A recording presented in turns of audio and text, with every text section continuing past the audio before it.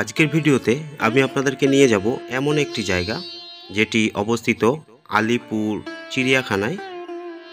দেখতেই পাচ্ছেন রেপটাইল বা সরীসৃপ ভবন, রেপটাইল হাউস বা সরীসৃপ ভবন। বিভিন্ন সরীসৃপগুলিকে এইখানে খাঁচাবন্দি রাখা আছে এবং ভেতরে সুন্দর প্রাকৃতিক পরিবেশের মতো তৈরি করা হয়েছে যাতে এই সরীসৃপদের কোনো অসুবিধা না হয়।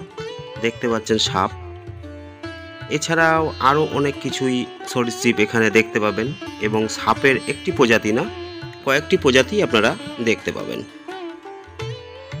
আর সামনে কাঁচ দিয়ে এমনভাবে ঘেরা আছে যাতে এরা কোনো রকম বেরিয়ে আসতে না পারে এবং ভেতরে হাওয়া বাতাস চলাচলের জন্য উপযুক্ত ব্যবস্থা রাখা হয়েছে দেখলাম।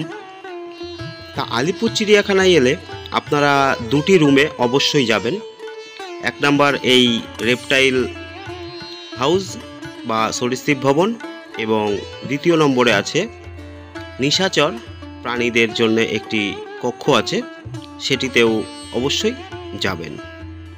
দেখতেই পাচ্ছেন এখানে নানান প্রজাতির সব সাপ রয়েছে, যদিও এই সামনে কাঁচটি দেওয়ার জন্য অনেকটা রিফ্লেকশন হচ্ছে, যে কারণে ছবিগুলো অতটা পরিষ্কার বোঝা যাচ্ছে না।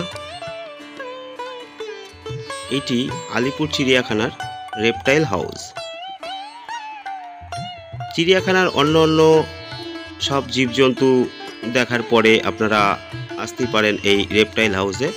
দেখতেই পাচ্ছেন এখানে ময়াল সাপ এবং বিভিন্ন প্রজাতির সাপ কিন্তু এক একটি কক্ষে রাখা আছে। তা যারা আলিপুর চিড়িয়াখানা দর্শনে আসছেন বা আগামী দিনে আসবেন বলে ভেবেছেন, তারা অবশ্যই কিন্তু এই রেপটাইল হাউসটি দর্শন করতে ভুলবেন না। দেখতেই পাচ্ছেন নানা প্রজাতির সরীসৃপ,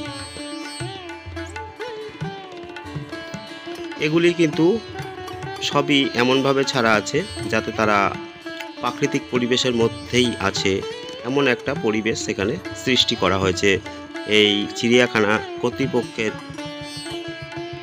থেকে।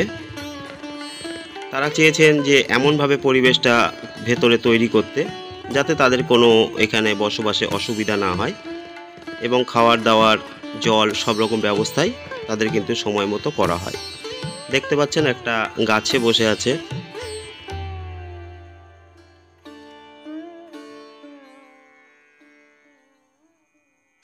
তা এইটি হলো সেই সরীসৃপ ভবন।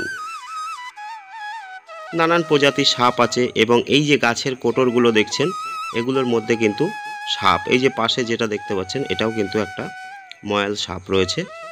যদিও এই সামনে কাঁচ থাকার জন্য আমাদের ছায়াটাই কাচের ওপর পড়ে ক্যামেরায় রিফ্লেকশন হচ্ছে। একটি ছোট্ট ভিডিওর মাধ্যমে আপনাদের সামনে আলিপুর চিড়িয়াখানার এই রেপটাইল হাউসটাকে তুলে ধরার চেষ্টা করলাম। আবার দেখা হবে নেক্সট কোনো ভিডিওতে, নেক্সট কোনো দিন। নমস্কার।